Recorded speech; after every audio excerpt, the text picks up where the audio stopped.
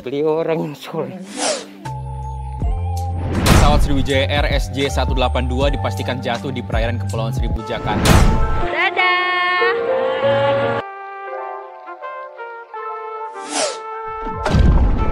Awalnya, Ananda dijadwalkan ikut dalam penerbangan itu, namun tiba-tiba rutenya dipindahkan ke tujuan Makassar.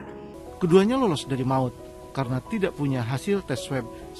Bisakah kita manusia memesan takdir? Ya, nyatanya bisa.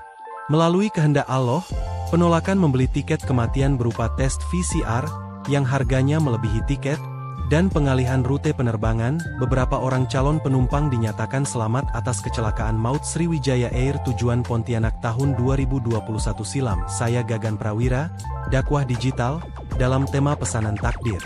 Assalamualaikum. Rahmawati, wanita asal Kalbar berusia 39 tahun yang pernah menjadi Qoriah internasional ini, bekerja di Kementerian Agama. Sabtu siang ia sudah berada di bandara dengan tiket yang siap menerbangkannya ke Pontianak pukul 14. Qadarullah hasil swab PCR test terlambat keluar, akibatnya ia tak diizinkan masuk pesawat dan memilih membatalkan penerbangan Sriwijaya Air yang naas itu. Sebagai gantinya ia pesan pesawat lainnya untuk esok hari. Rupanya, penolakan boarding ke pesawat Sriwijaya Air merupakan penghapusan dari takdir yang siap menjemputnya. Sebagaimana surah Ar-Ra'd, ayat 39 yang menyatakan, Allah menghapus dan menetapkan apa yang dikehendakinya. Frasa menghapus inilah yang membuat Rahmawati selamat dari kecelakaan maut. Sertifikat swab PCR ketika wabah COVID-19 menjadi momok yang menakutkan, bahkan melebihi virus COVID itu sendiri. Betapa tidak, semua warga tak terkecuali, wajib melakukan tes dengan harga selangit yang diduga karena korupsi. Hal itulah justru yang menjadi penyebab dohir selamatnya beberapa calon penumpang pilihan Allah yang akan terbang bersama pesawat Sriwijaya Air, termasuk 8 keluarga Atma Budi yang akan berangkat ke Pontianak. Budi dan keluarga akhirnya memilih tiket penerbangan hangus, dan membeli tiket Pelni yang harganya jauh lebih murah dari tes PCR.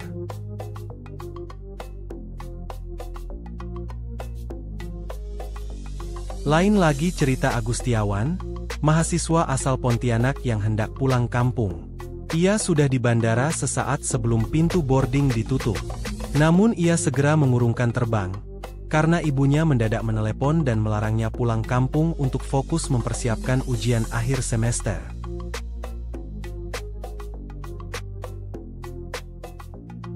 Cerita lain masih tentang takdir yang berhasil kami dapatkan.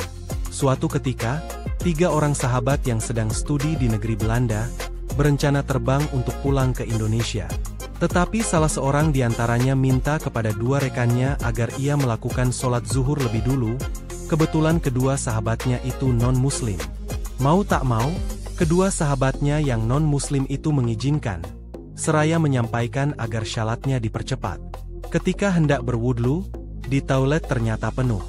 Alhasil syalatnya menjadi lama, dan tentu berangkat ke bandara juga terganggu. Singkat cerita, sesampainya di bandara, loket check-in sudah tutup, karena pesawat segera take off.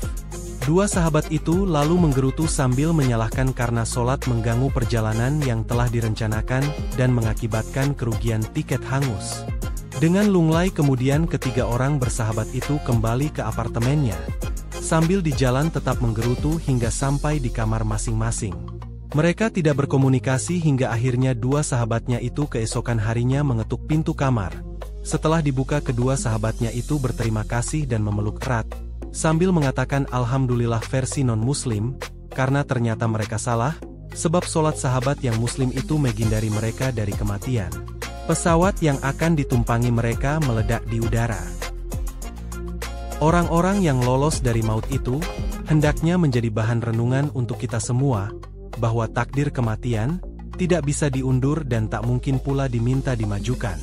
Allah telah mengatur semua panggung manusia seperti diterangkan dalam surah Ar-Ra'd ayat 39 yang menyatakan, Yamhullahu ma yasha'u wa yuthbitu wa 'indahu ummul kitab. Setiap umat mempunyai batas waktu. Jika ajalnya tiba, mereka tidak dapat meminta penundaan sesaat pun, dan tidak dapat pula meminta percepatan. Masing-masing dari diri kita, sesungguhnya sekedar menjalani takdir. Segalanya telah tertulis di Lauhul Mahfudz. Manusia tentu saja berhak merencanakan, tetapi takdir jualah yang menciptakan momentum bagi kita.